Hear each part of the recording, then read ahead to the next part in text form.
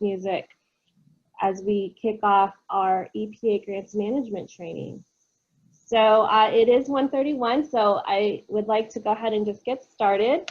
Good afternoon, everyone. My name is Angela Mendiola, and I'm a team lead for US EPA Region 9 Grants Branch. I, along with my colleagues, are excited to welcome you today to our grants management training session. And today we will cover grants management A to Z and walk you through each stage of the grant award process. Nellie, would you mind turning the slide? Sure. Thank you. In hopes of making this training more engaging, we have partnered with Cliff Benuelos from ITCN and Tim Wilhigh, an EPA project officer, to produce a short training video, which we will show later in the presentation. I will be moderating the session, and I'm excited to introduce our presenters today. From Region 9's Grants Branch, we have Nellie Sun, a grant specialist, Bola Adesoga, a team lead. And throughout the presentation, if you have any questions, please feel free to write them down in the chat box or save them for our designated Q&A sessions. We will have a quick check-in in the middle of the presentation and a longer Q&A session at the end. And Susan Chu, our Region 9 Grants Branch team lead, will lead both Q&A sessions. So with that, let's go ahead and begin. And Nellie, I'm passing the virtual mic to you. Okay, thank you, Angela. Hi, everyone. I'm Nellie Sun. I'm one of the grant specialists here at Region 9. And I could see that we have a large attendance, for which we are so thrilled and also very humbled. On behalf of my colleagues and myself, thank you very, very much for joining us today. And the objective of our session is to give you all the main key points that you'll need to know to give you the skill and the confidence to master the art of managing your EPA grants from A to Z. So that means that's from pre-award, post-award, and closeout. So what do you need to know about the federal grants world this year? Well, actually there's a lot, remarkably plenty. Number one, the General Administrative Terms and Condition was updated, and the 2 CFR Part 200 regulations were revised. Secondly, SAM.gov will be issuing something called a Unique Entity Identifier Numbers, or UEI, when you register or renew your annual registration. This is because SAM.gov is moving away from the DUNS numbering system, and a UEI number is required to do business with the government. Initially, this was going to launch on December 2020, but due to COVID-19, they will switch over as recipients such as yourself will register or renew their annual registration. Thirdly, well, our Las Vegas Finance Center has closed, and our new Finance Center, Research Park Triangle, or RTP, is now located in Durham, North Carolina. Fourth, the Assurances for Non-Construction Program, or funding called the SF424B, has been eliminated as a required grant application form. In its place, the certification regarding lobbying is now a requirement for tribes, and I'll talk more about that later. And then lastly, in response to COVID-19 disruption, administrative, financial, and audit flexibilities have been provided, and the FAQs on this can be found on our EPA grant website. So if we take into account all the forms that were added, subtracted, and new changes, let's now take into account and check what are the new updated list of forms that we're going to be looking for when we receive your grant application package. Well, as you can see here, and they're probably no different from the ones that you get from your please apply letter from your PO. Of course, there's the SF424, the SF424A, the budget detail, and here's the new one, certification regarding lobbying. And it is required if the federal funding award is greater than $100,000 for the life of the grant. And then there's the pre-award compliance review form, the EPA key contacts, your work plan, the SAM.gov, your indirect cost rate agreement, the disclosure of lobbying activities, and the financial assistance conflict of interest.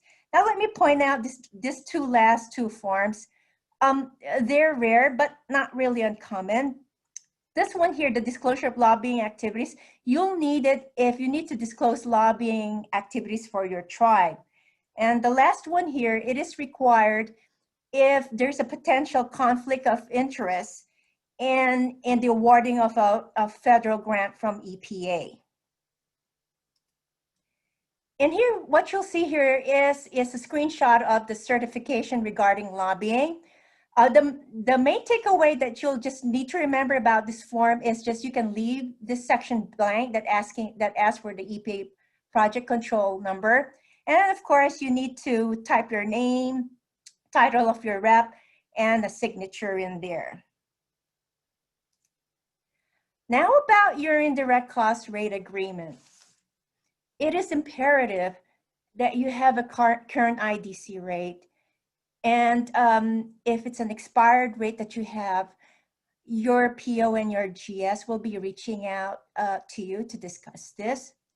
Now is actually a good time to check with your finance office if your IDC rate is current, or if it's time to submit a new IDC rate from your cognizant agency. You know, doing it now will help prevent delays or hiccups in the processing and awarding of your grant later. So next question, it's a popular question that we get a lot, and it's about the performance partnership grants or PPG applications. What is the correct way or method of entering PPG information on the SF424 or on the SF424A? Well, it is actually quite simple. So here is a screenshot of an actual SF424 from a grant application package that we received. And this is the case of many of the PPGs. You probably already submitted the first application package earlier in the year, let's say for your gap. And then you receive information from us that we will be increasing your funding from another grant program. And to reflect an increase of funding, we simply will ask you to do a pen and ink change for us. So in here, in this example here, the old amount was crossed off and a new amount was put in there. And then we asked the tribal chair or his authorized representative to initialize it again here. And then here in the bottom, we just simply redacted the name from the electronic signature, and it was just counter signed again with a wet signature with a new signature and dated. Now, in contrast, if it's a reduced funding, it would not require a new signature. And here in this screen here, this is the SF424A section B. If you already know the total amount that you're going to be funded for your PPG, just simply put all that information here on this first column. And on the second column, just put in your match. That's option A.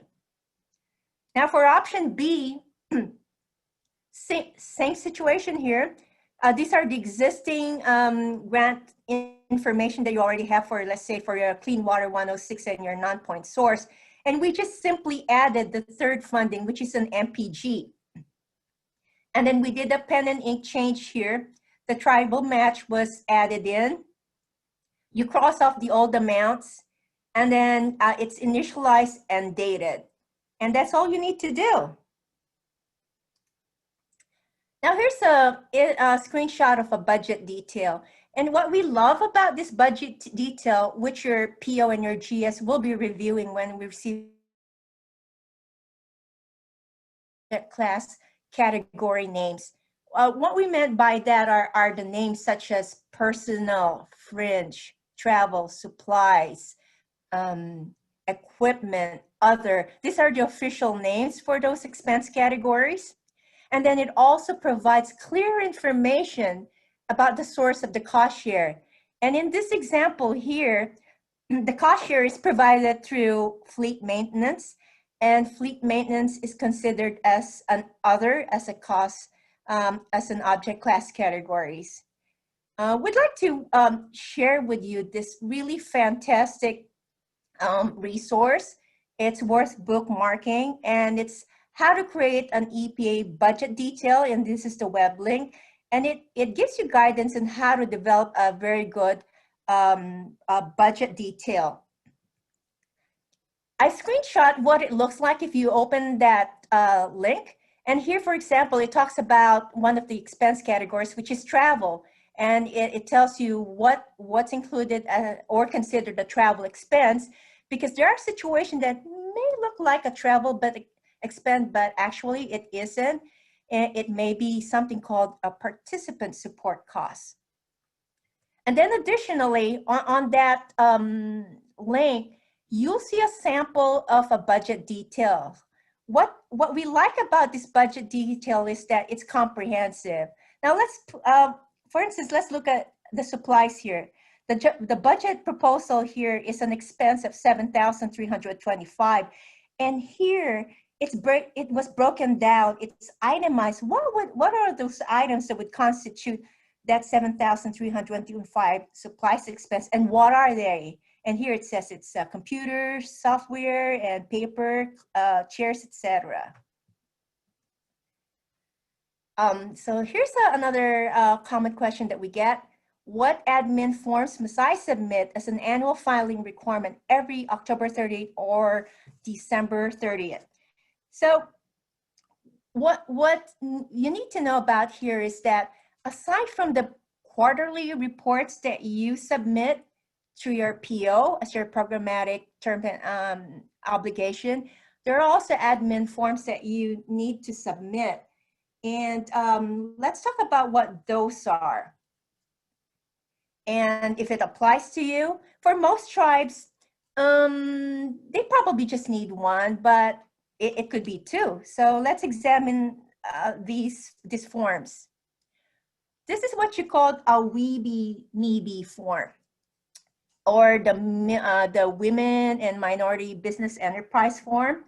And to identify whether you'll need to submit this form is just simply looking at your awards document. And if in your awards document, you'll see that WEB-MEB reporting is required, then you'll need to submit this every October 30th to this EPA address, email address. And then the other way around looking at it is, if you look at your awards document again, and if you add on your page 3, the budget summary, if all these expenses equal $250,000, then you'll definitely need that form. Now here's the Federal Financial Report, commonly known the FFR, or sometimes called the SF425. It may look intimidating, but we'd love to assure you that it isn't. This is a form that you can download off of the EPA website on grants. And let me highlight it so that I could explain to you how easy it is to fill out. In here, of course, you'll need to fill out everything in here that's in yellow. It says your name, of course, your address. And then here on 8, it says project grant period. Let's say it would be October 1st, 2019 to September 30th, 2020. And then here, reporting period date, it will always be as of what's on your awards document. But generally for tribes, it's usually September 30th. And so for the sake of this example, we say we're doing this now. So it's going to be September 30th, 2020. And then here, from 10A to C, you don't need to answer yet. Just skip that portion. It's this section here, starting 10D, that you'll need to answer. So here it says 10D, total federal funds authorized. What that means is the amount that you were funded by EPA, the total amount awarded. So, and you can find that on your awards document. And then E, federal share of expenditures. What this means is, what is the total amount of expenditures that you have already spent out as showing on your accounting system as of the reporting date, September 30, 2020. That's what you'll put in there. And then on F, it says federal share of unliquidated obligations. I'm sorry. What that means is, what have you encumbered out of your accounting system? This is kind of rare for most tribes. What essentially it means is that, what have you set aside to pay out of your accounting system? Maybe it's a contract, a big contract expense. And then you just add and subtract here as indicated in here, and that will come up with a total. And then after that, you just go ahead and submit it to EPA at this address, RTP, our new finance center. Now, if you have a cost share, you just put your cost share information in here on 10I. And if you have programmatic income, which is also rare for most tribes, you put that information in there, okay? And then now moving along, next common question we get is, any best practices for managing our grant and doing well on audit reviews? This is a really good question, and this is so timely because the Office of Inspector General periodically examines EPA grants, and your grant may be randomly selected. And the audit usually involves assessing the allowability of grant costs and compliance with the grant terms and conditions. So, setting up a comprehensive and organized grant file plus maintaining a good accounting system will definitely serve you well in case your tribe is selected for an audit. So, our advice, keep all receipts and supporting documents. And this is a list of all the supporting documents that you must have in place. The timesheets, vouchers for your travel, invoices, signed contracts, written documentations, and cost price analysis, like did you have like 3 bids, proof of all payments, and your IDC rate agreement. Common audit findings and how to avoid them. So here are good advice. Keep supporting documentations, tracking multiple grants, written policies and procedures, and internal controls. I'm going to talk about 2 of these. On the tracking of multiple grants, let's say you're drawing down $12,000 from your GAP grant. The litmus test here is to ensure that the receipts and vouchers add up to $12,000 and are all GAP expenditures and activities. And then here on the written policies and procedures, a good inspection point here would be your procurement policies and procedures.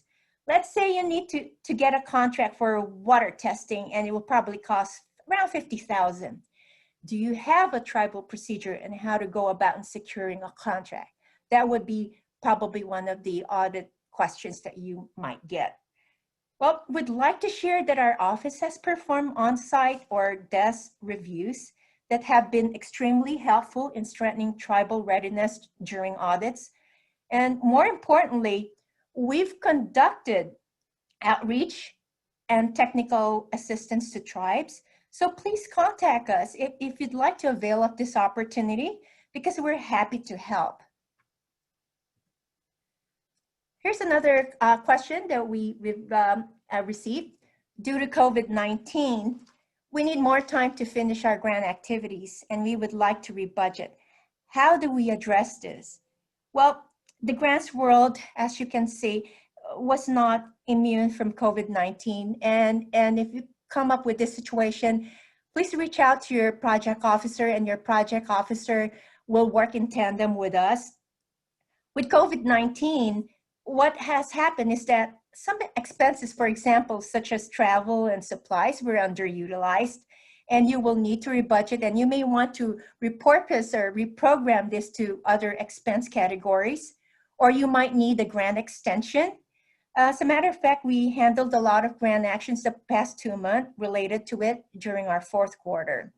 And then here down below here, it's another useful link that you might want to bookmark.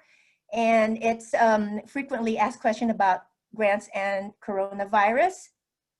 And we suggest that you look into that too.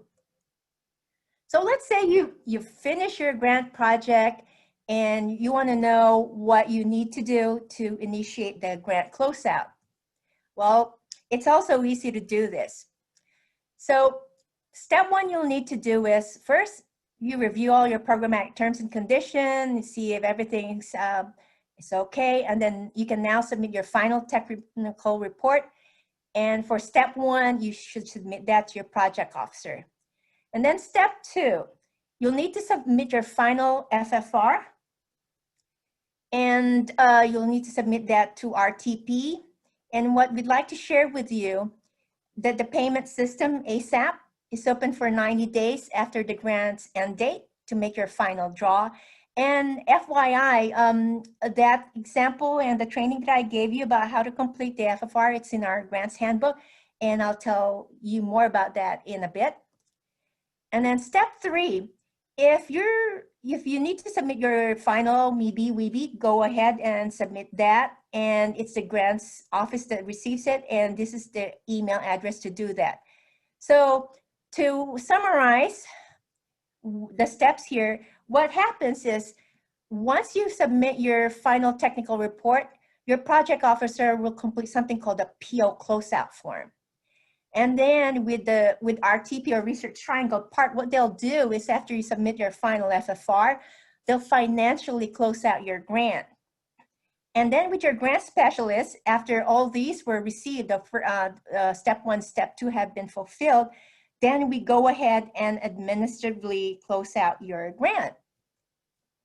So here are the useful tools and references that I had mentioned about, and one of them was our handbook. And we're especially proud of this handbook. This was something that we created ourselves, and I believe it's one of a kind in the region. We're so proud of it. When we created this with you in mind. It's so easy to read, easy to follow, it's straightforward. It's so good that we have to admit that we use it ourselves, and we feel that you will find it just as useful too. So if you want a new copy of it, just contact your grant specialist. And then here also, another cool resource for you to have is on the EPA Gov/grants website. And it's a training on the A to Z of grants. And it's a series of modules, and you could pick any modules that you want, if it's pre-award, post-award, etc. And we recommend it if you're a new environmental director for your tribe, or you've got new finance people on your team, or anyone who's actively working on an EPA grant. We highly recommend this one too. Well, at this point, we'll pause for a moment to do the first of 2 of our Q&A segments. We'll do a mini and quick check-in with you for any questions that you might have. And my colleague Susan Chu will be answering your questions and helping her out in collecting those questions and moderating this portion are Angela Mendiola and Lisha McClear. So ladies, I turn it over to you. Hi everybody, this is Angela again. I noticed that there were we didn't have any questions in the chat box at this time. So if you do have questions, please feel free to enter them into the chat box. But I just wanted to do a very quick, very quick exercise with the audience. Nellie, would you mind going back to slide 19 and that FFR page, the Federal Financial Report? Yeah, so we're gonna just do a quick poll in the audience. So when you have the answer, feel free to just type it in the chat box. So there is a block that Nellie mentioned earlier, it's number 6. You see that says report type. If you are ready to do close out your grants, your grant has reached its end date and you are preparing your final closeout documents and you're preparing your final federal financial reports, which box do you click or check off? There's 4 options here: quarterly, semi-annual, annual, or final. So if you want to go ahead and put your answer in the chat box, and then we'll give the answer here in just a sec. I just want to see how folks are doing here. All right, so we had several say final. Awesome. Okay, that is the right answer. So the second part, if you are doing you've completed 1 year of your grants, it's a 2-year grant, and you're completing your interim federal financial reports, which box do you check? And number 6. If you want to go ahead and, yep, I see a couple of responses in here. Folks are saying annual. That's exactly right. So we just wanted to Good job, guys. Yep, that's it. So we just wanted to make the point that we actually, with my moving to the Research Triangle Park, we actually had an experience where that section here of the FFR was not checked correctly. And what ended up happening on an active grant, all of money was deobligated. So it's really important to look at the options here and check off the correct one depending on your circumstance and what you're doing with this form. And I think that was it. Was there anything else here? I just want to make sure. And that if you only draw down the money as you need. So do not draw down the total grant amount. You have to be able to support your payments, and any improper payments will be reported to Congress. So we just wanted to make a few points there and check in with the audience. So thank you guys for participating. Oh, okay. I see 2 questions here. Let's see here. Susan, I'm gonna just go ahead and ask it real quick, and then we're gonna move on to the second half of our presentation. So I'm gonna take these 2 questions that are in the chat box. Is there a standard form to monitor in-kind match documentation? Hi, everybody. This is Susan. There is no form or written requirement on a form that you have to use to document cost share. What the regulation says is that recipients should document their cost share in the same manner as their federal funds. Some recipients, I do know, do document and keep track of their cost share using a spreadsheet, Excel spreadsheet, and they have source documents to support the amounts that's reflected in that spreadsheet. So however the accounting office tracks and keeps documentation, they have to be clear and consistent on how they keep track and keep copies of the source documents. The next one says, could you please provide a brief narrative of the process for updating IDC rate? The majority, I would say 100% of our tribes negotiate with the National Business Center with Department of Interior. So you must follow their requirements in submitting the indirect cost rate proposals. I believe is within 6 months after the end of the fiscal year. But I'm not quite sure because I do not have that memorized. But in our general term and condition, number 15, it has a link to the indirect cost rate requirements for EPA grants. So in your Word document, go to the term and conditions section of your agreement. There is a link to the general term and condition. Number 15 specifies the requirements for indirect cost rate agreements. Can we get in writing, Nellie? Can we get in writing Nellie's response to COVID-19 grant extension? We have the Office of Grants and Debarment, the FAQs, the frequently asked questions. In there, it talks about grant extensions due to COVID-19 based on what Office of Grants and Debarment has specified. The award official has developed procedures for project officers on specific steps that needs to be done for COVID-19 grant extensions that exceed for continuing environmental programs, for those grants that exceed 5 years. So contact your Region 9 project officer if you need a grant extension that exceeds 5 years for continuing environmental programs. Thank you so much, Susan. We do have one more question. Do you want to take a look at that, Susan? And we're going to go ahead and move on with the presentation. And Heidi, we will get your question at the end in the larger Q&A session. And Lisa Gover, she said, what did she say? I missed it.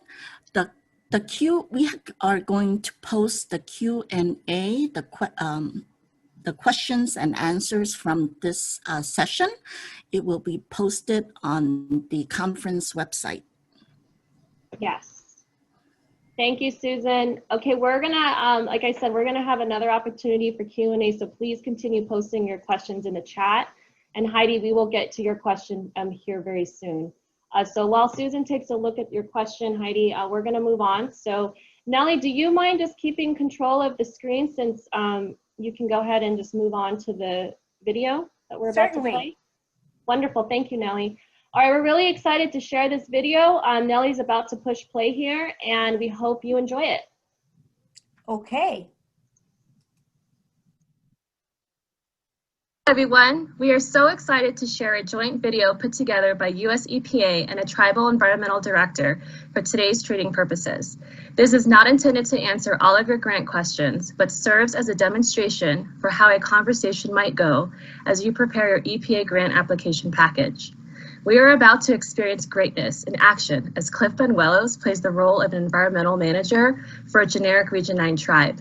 Tim Wilhite, an EPA Senior Project Officer, and Renee Chan, an EPA Senior Grant Specialist, will play themselves. My name is Angela Mendiola, and I'm an EPA Senior Grant Specialist and will play the narrator. These are the faces you will see today. Please ignore the black box. This is just my screen recording. And now, without further ado, please enjoy the presentation.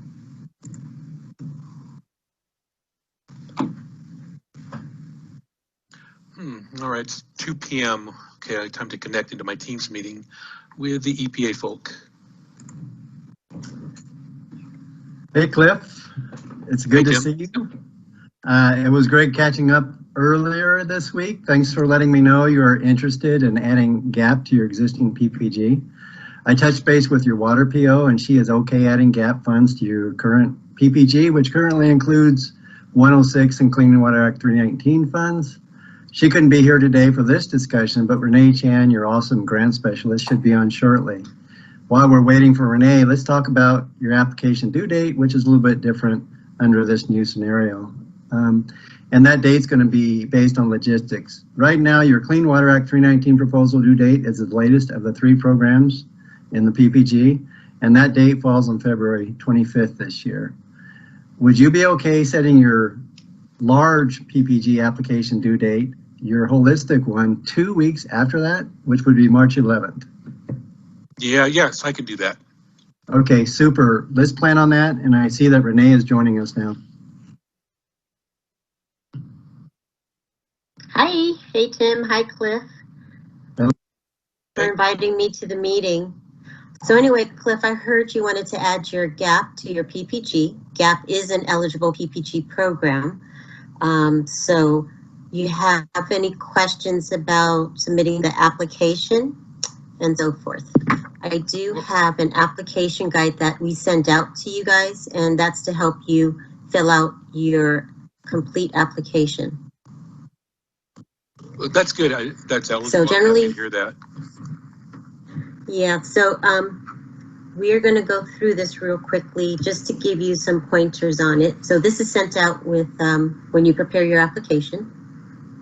And the first part I wanted to show you was the application checklist. So this is going to be the checklist when you prepare your grants.gov application and what you need to submit as forms and certifications for a complete application. And the next few pages down, we actually cover how to get into grants.gov and how to access your application. And then the next few pages down, I do have a sample SF424. And so with the PPG, you can do a consolidated budget. So basically you can roll all of your federal funding into one column. And then if you want, you could separate your match out. You don't have to. You could just provide it all in one column as a consolidated budget. And then on the next few pages down, I do have a sample budget detail. And if you notice on top in purple, there's a link there that actually goes into headquarters grant development guide, and it's to help recipients develop their budget detail, the budget narrative. And it goes into the different categories and what you can put into the different categories. And basically a budget detail just tells us how you put together your budget. And let's see, I think that was it for that part. Do you have any other questions? No. Okay, good. So I think we're gonna leave you with that. And Tim, did you have anything to add? Yeah, just a little bit. Cliff, your water PO and I will conference with you soon to provide examples of what a consolidated budget looks like and what kind of tools we might be able to offer you along those lines, and what a consolidated work plan looks like if you want to use them, and to answer any additional questions you might have. No, this has been great. And thanks to both of you for taking the time off today to help me. I'm going to review this application guide and the grants manual to help me fill out my application. But I gotta say, I gotta take off right now to pick up my kids from school. So I'll see you later. Okay, Okie we'll dokie. see I'll see you later. Yep. Just email us if any questions. Bye. Bye.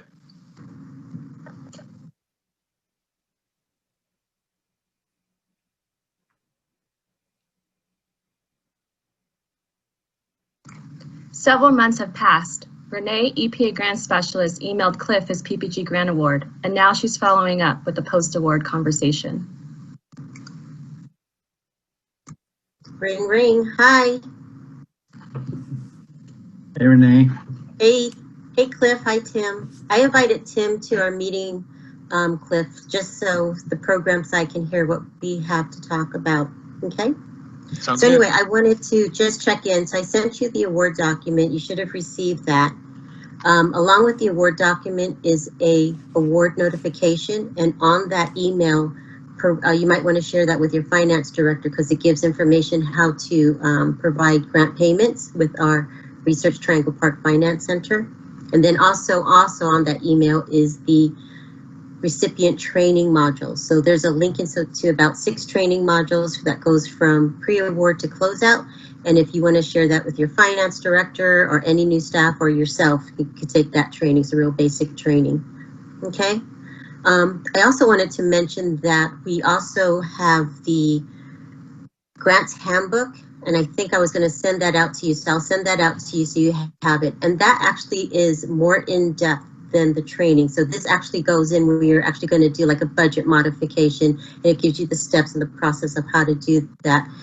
So it's a really good grants handbook. It's for the recipient. It's from your viewpoint, and it should take you again through pre-award to closeout. And the last thing I wanted to do was offer you a grants outreach.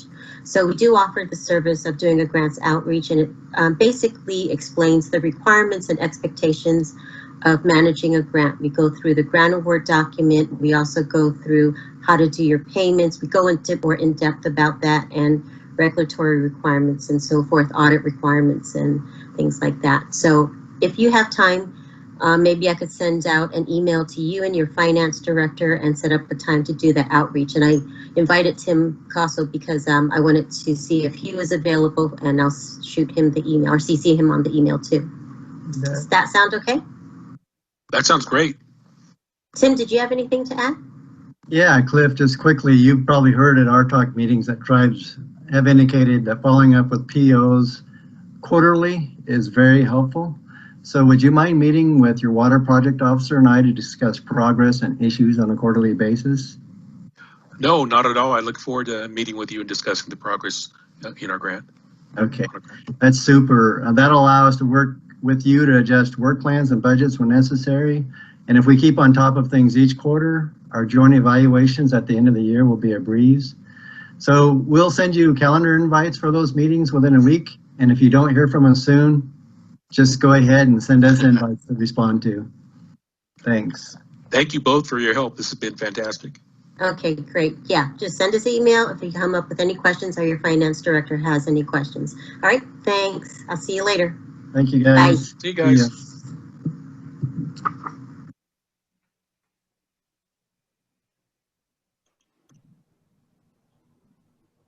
Great, Nelly. Yes. Awesome. We hope you guys enjoyed that video. And now we're going to move on to the next part of our presentation. We have Bola Adesoga here to talk about grant compliance. Bola, it's all yours. Thank you, Angela, and good afternoon, everyone. My name is Bola Udishoga, and I'm going to go through grants compliance. So, non-compliance is a major issue.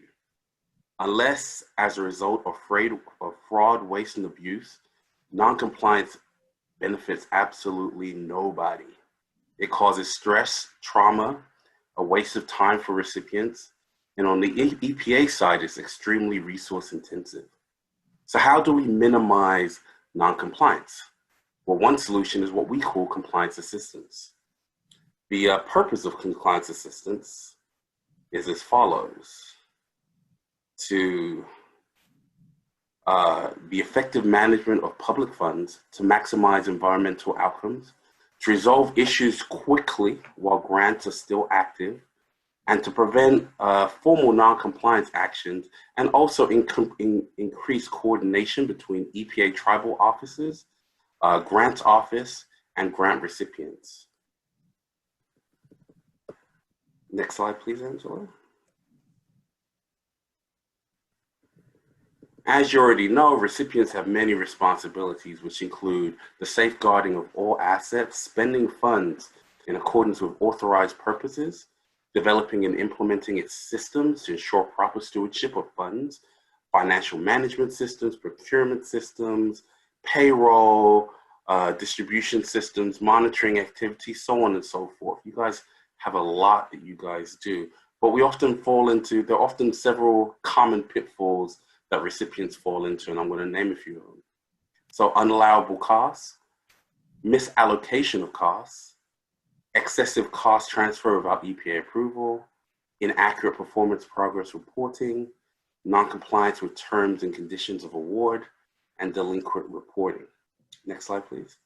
So what can we do to try and avoid these issues? What are some common best practices for us to implement? Well, number one, and the most important one of all, is communication. Communication is key. As mentioned by Nelly and by Susan earlier today, there are COVID flexibilities which have been enacted, and all it takes is for you to contact your project officers and your grant specialists for approval. Contact your project officer if you're on the verge of missing a deliverable deadline.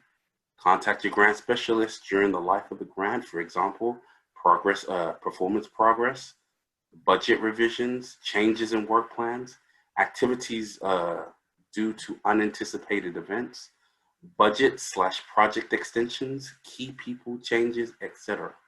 And as a note, all of this stuff is really highlighted on page 30 of the Region 9 grant handbook. So please check it out when you get a chance. Also, in addition, consider revising work plans when applicable with EPA approval. This is really a key tool that you guys have at your disposal.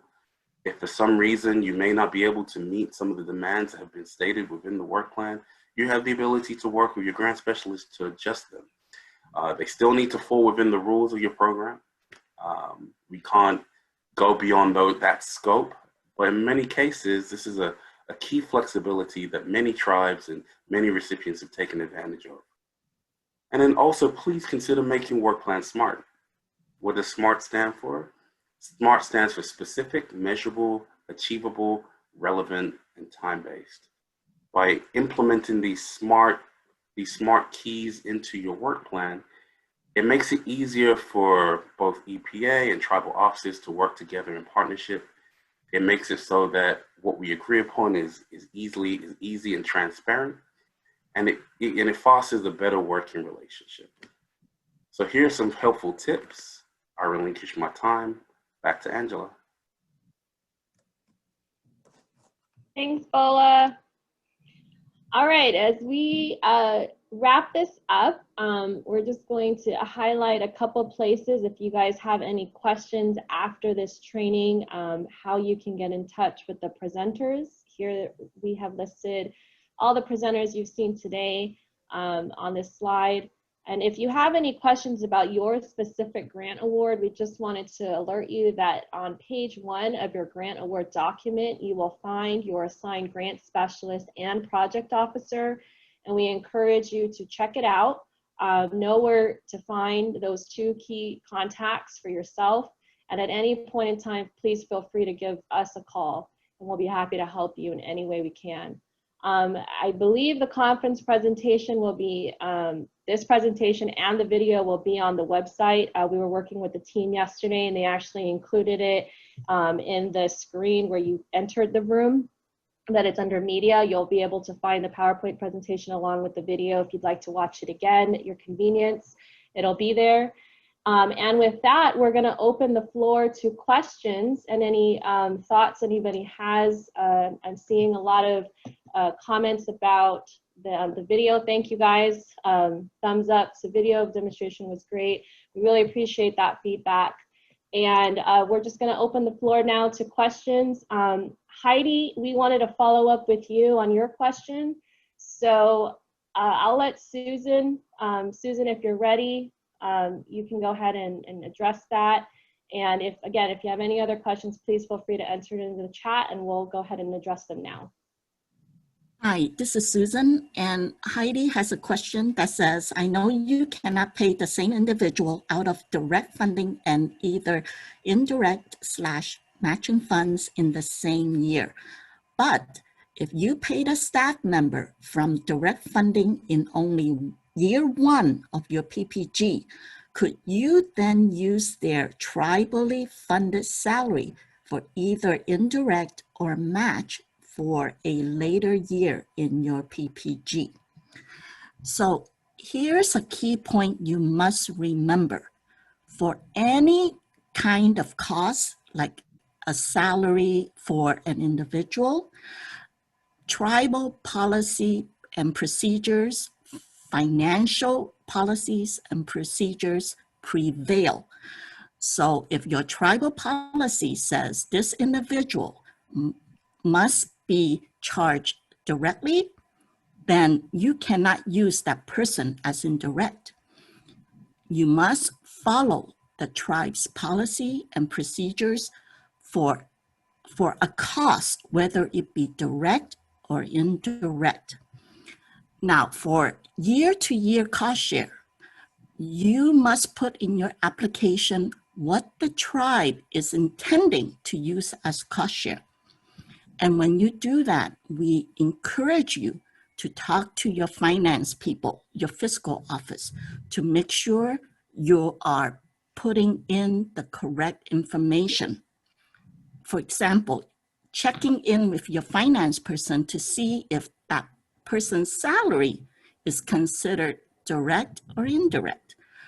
So when you submit your application to EPA each year, have a conversation with your finance office to make sure you're following the tribe's policies and procedures. Angela, is there any other? Oh. Yes, that was great. Thank you, Susan, for that. One question came up. Can you go over the deadline dates again, which are coming up? I need clarification. I'm not quite sure what deadlines are being referred to in your question. In the video, perhaps, and Deborah, if you're on, if you want to clarify, there was mention of deadlines in the video, which we did not cover in the formal presentation. So I would encourage you to contact your project officer and your grant specialist if you have questions. Oh, it says here, thank you, Deborah, October 30th and December 30th. Okay. In your term and condition of your award document, there is a date for MWBE reporting, which is October 30 of each calendar year. So if your grant requires MWBE reports to be submitted to EPA, it is due to EPA every October 30th. So you should email it to our EPA Region 9 grants email box. So that is in the term and condition of your award document, the administrative term and conditions. The December 30 deadline is for your federal financial reports. Again, this is also in your term and condition of your award. It's administrative term and condition A. Look in your award document. Administrative condition A tells you the due date for your federal financial report. Thank you, Susan. There's another question here that says, from Ryan, are there any webinars that can assist a new tribal EPA finance staff on expenditure reports, quarterly drawdowns, and standard finance tracking in general? We have an EPA training available from our Office of Grants and Debarment, the epa.gov website. I believe that training is discussed in the Region 9 handbook. So for sure, you will find the link to the training on the headquarters Office of Grants and Debarment website. Is, I believe, epa.gov/grants. And I believe in the PowerPoint presentation, when Nellie was presenting, that was on slide 26. On slide 26, you'll see that the website that Susan just described, epa.gov.grants, as well as a copy of the Region 9 Grants Handbook, what it looks like. And it does have a note on there to contact your grant specialist for the latest copy. All right, are there any other questions? I don't see anything else in the box. This is your time. We have a few more minutes left remaining.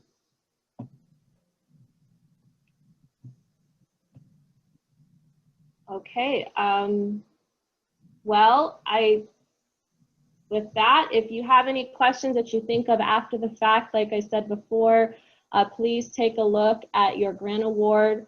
Page 1 will have your assigned GS and PO. Definitely reach out to them. If you have questions about the presentation and in this PowerPoint presentation, you have our contact information as well as far as the presenters. So we just want to thank you for your time today. Thank you for engaging in our trial of our video. Thank you for the feedback on that and for your attention. So we hope you guys have a good rest of your day.